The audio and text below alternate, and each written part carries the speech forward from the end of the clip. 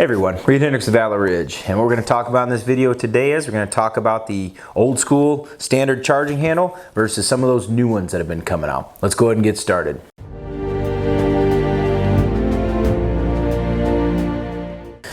As I've been shooting a M16 or an AR now for well over 20 years. My experience with it is professional. I've carried one not only in green uniform, but also in blue. I've done that in law enforcement as well as in the Marine Corps as an infantryman. So I've got experience with this weapon in a different variety of roles. Also, you've personally used this gun. I've trained people over the last decade on this rifle. It's a very nice one. My experience with it on the firing line, as far as being on a range and training students is, I've taught hundreds of rifle classes, literally, and thousands of students on this rifle. So we get to see a lot of different things going on with it. So not just that, but we get to see what works and what doesn't work, what causes people problems, and what also helps them. So there's things on the rifle that you can use to enhance it, but there's also things that can be detrimental, or even worse, things on the rifle that don't really have a purpose at all. So when it comes to the charging handle, we're going to discuss those older ones versus the newer ones. So guys, some of the newer ones that are out there are ones just like this with a bigger latch on it. I know there's different types on there, but some of them are going to have this big latch, and some of them are a little bit smaller but thicker than the original. So I understand there's different types on there. This is just an example. As you can see, the original one, much smaller. So that's what we're dealing with here. So the old school ones, much smaller. We know that the original manipulation for the charging handle, especially going back to the 1950s, even into Vietnam and beyond, a lot of the times the manual of arms was you would manipulate the charging handle with your gun hand and then get the gun working just like that. So that's one of the old school ones. Newer ones keep the firing hand on the gun. It supposedly keeps your fire control so you can work the magazine and then work the charging handle just like that. Well, the newer ones maintain that you can even palm strike it back towards you, and that's okay, that works. All this stuff works. I'm not for or against any of it. I'm just going to give you my philosophy on these charging handles. Okay, some of the thoughts on the new charging handles, the ones that have the much bigger latches, the thicker latches, a little bit more robust, is that you can use that offhand. You can use that support hand to do immediate action. In other words, our rifle stops working, we can do a tap, rack, bang, get back in the fight, and that way we keep our hand on the firing controls, and that in that case, I guess, would be certainly true. It is a little bit faster to manipulate it. I guess that's one of the advantages of the bigger ones. Supposedly faster, right? It's faster than having to take your other hand off and do this. And I guess that works for some people. Another aspect of it is those newer charging handles will be able to block some of that gas, some of that oil from coming back into the shooter's eyes. And I guess that would work also if you keep your gun, if you don't shoot your gun immediately after cleaning it. I always do. When I break down my gun, clean it, and lube it, I always put at least a half a magazine to a full magazine through there. That way I know everything's working properly, plus it burns off any of that excess oil. Personally, I'm of the belief that if your gun is literally throwing lubrication back on your eyes, it's a happy gun. I really like it when it kind of throws some of that moisture back in your face.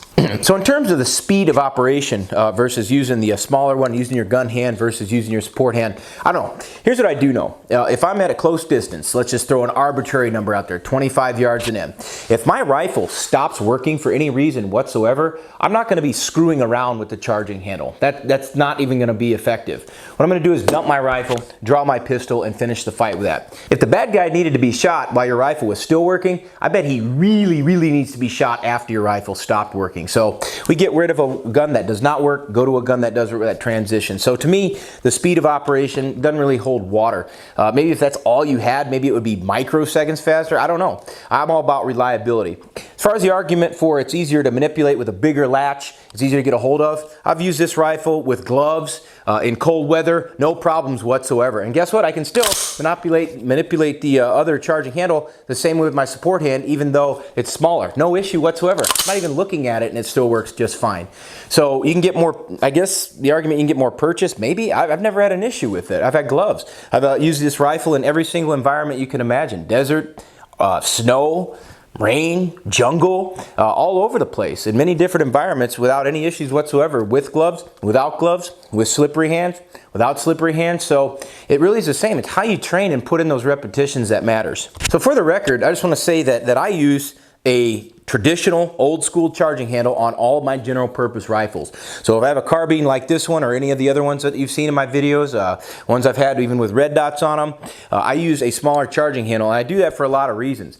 You know, number one, the most important thing is when I present the rifle, especially from a low ready position, I want to keep the same cheek weld every single time. When I have this flat charging handle like this, same spot every single time. My chin comes up, my cheek weld comes up, my nose, I get the same cheek weld every single time. So when I get that same cheek weld every single time, I'm able to shoot consistently, and that happens to be the case with this old school charging handle. When I mount the gun, it's consistent. Consistent hand placement, consistent presentation each and every time.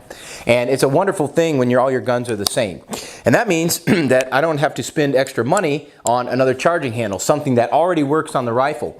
You know, some of these ones, these new ones are a little bit more expensive. I know some would be 50 bucks, 60. I've even seen a couple of them out there for like $100. Guys, it's already hard enough to keep what you have. So I would think that, you know, you could spend that $50 to $100 on something that's going to make you a lot better effective. And that's just my thoughts on it.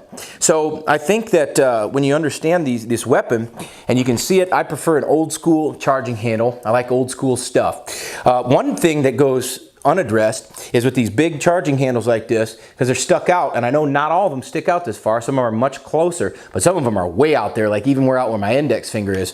What'll happen is you're moving around with gear. What'll happen is you can move and you can inadvertently bump the charging handle, and it will keep the rifle out of battery. Now, I've seen a lot of students in our shoot house doing our CQB classes.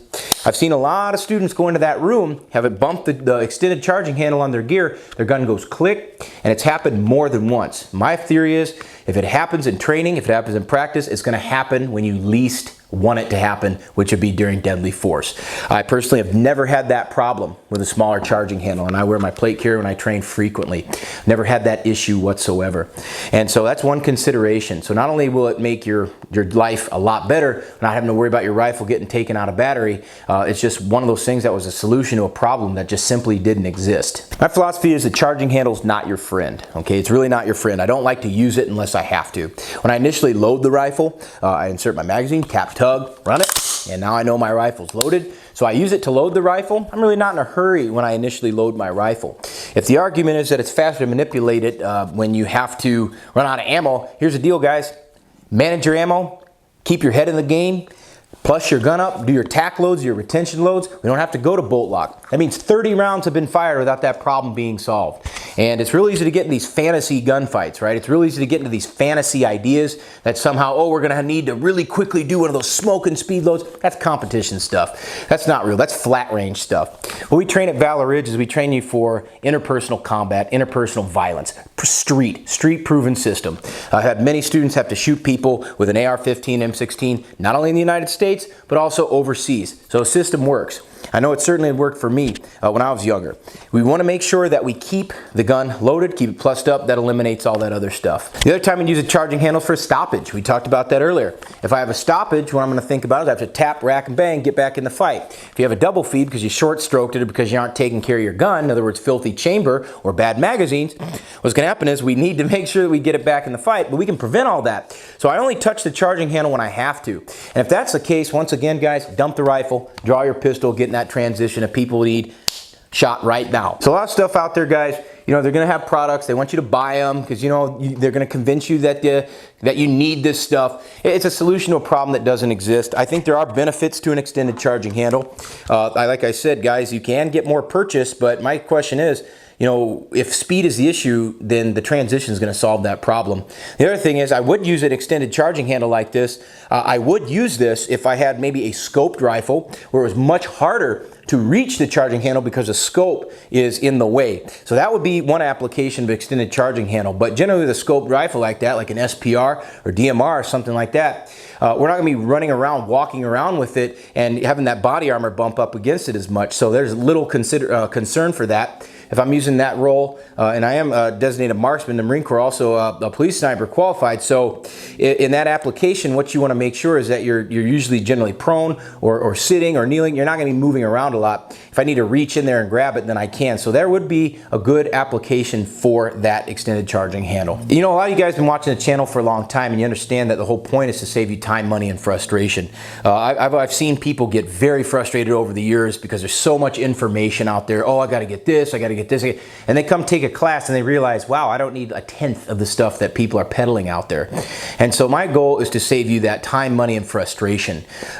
Here's the deal, guys. I don't do these videos to drum up business. I don't need to. If you look at our schedule, the class is already sold out, and thank the Lord, I'm very grateful for that. So what my point is, you guys out there, new gun owners, people that are old school guys as well, everybody, a lot of wide variety of people watch this channel. So I want you to get the good information out there. And instead of buying things, okay, and instead of buying objects that may or may not help you shoot better, may or may not help you train better, instead of buying money on hardware, why don't you invest in some software? Why don't you invest in yourself? Why don't you invest in your own skill set? Why don't you invest in things that are actually going to help you get better and maintain that level of proficiency? Whether it's with us at Valor Ridge or a great school like Combat Shooting and Tactics down in Nacogdoches, Texas, these are people that care about you. They're going to care about your progress. They're going to care about your development. They're going to show you good techniques that will work with any kind of equipment that you have. So my advice is invest in yourself. The charging handle's been working the way that it's worked since 1956, the way Eugene Stoner designed the rifle.